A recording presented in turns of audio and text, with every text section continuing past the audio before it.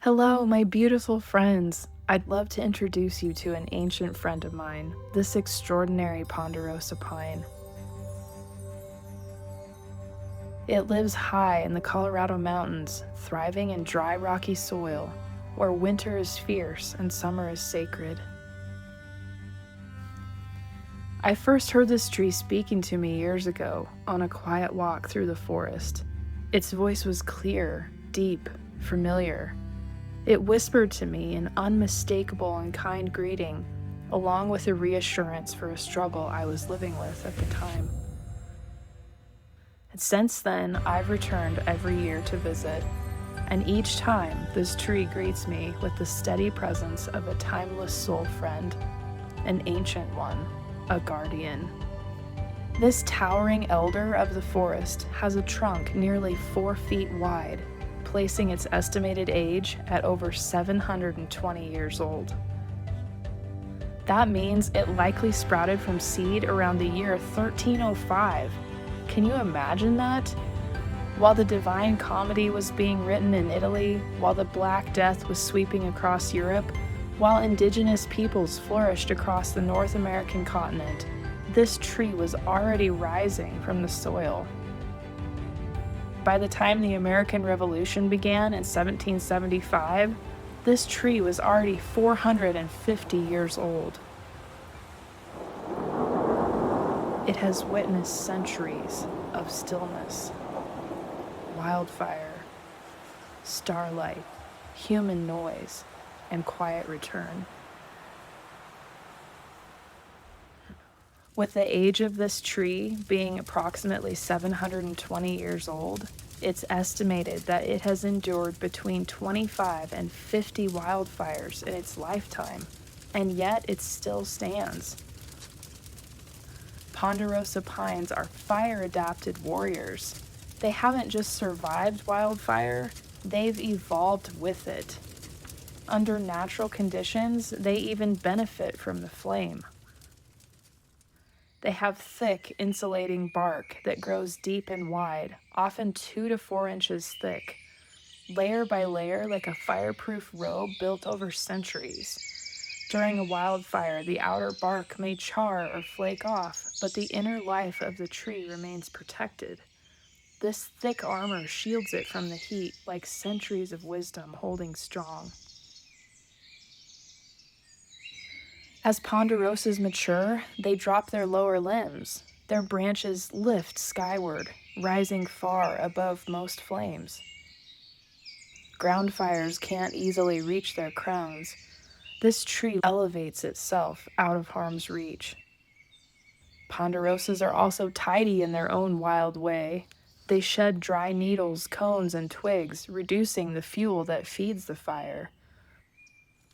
This invites low, gentle burns, the kind that clear space, nourish soil, and feed the next generation.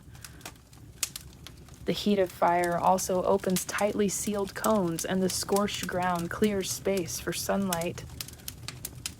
Ash becomes nourishment. The next forest begins in that sacred aftermath. This tree was once a seed like that, born from fire into light. The ponderosa's roots reach down into stone. Their growth is slow, deliberate, and resilient. They don't rush towards the sky. They anchor and then they rise. This is why they can survive not one, but dozens of fires over hundreds of years. They don't resist the fire. They live with it. Not in fear, but in partnership. Not despite it, but because of it. Some fires destroy, some fires refine, and this tree has known both. And then there's the barbed wire. The first time I stood before this beautiful elder, I noticed something woven into its bark, a strand of old fencing, rusted, broken, buried in its body. I realized the message instantly. This beautiful being didn't grow around the pain. It didn't avoid the harm. It grew through it. The metal of the barbed wire is now part of its full form, absorbed, transformed, and still this tree thrives. It is not just surviving, it is becoming and transforming. There's a powerful stillness all around this tree, an aura that stretches 30 feet in every direction. It is very easy to feel. It humbles you. It welcomes you.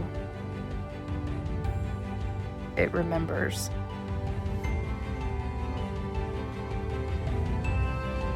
This ancient being has reminded me that we are part of something older than time. That friendship is not bound by form. Wisdom is rooted in the earth. Beauty and pain often live side by side. And no matter what we face, we too can grow through it. I made this video and this story to open a door, in the wish that it will inspire you to reconnect with your own soul friends, to remember the language that never left you,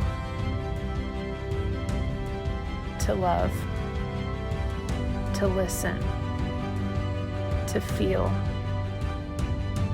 Because the forest remembers, even when we forget. And you, my friend, you have friends all around you, all the time, even when you feel alone.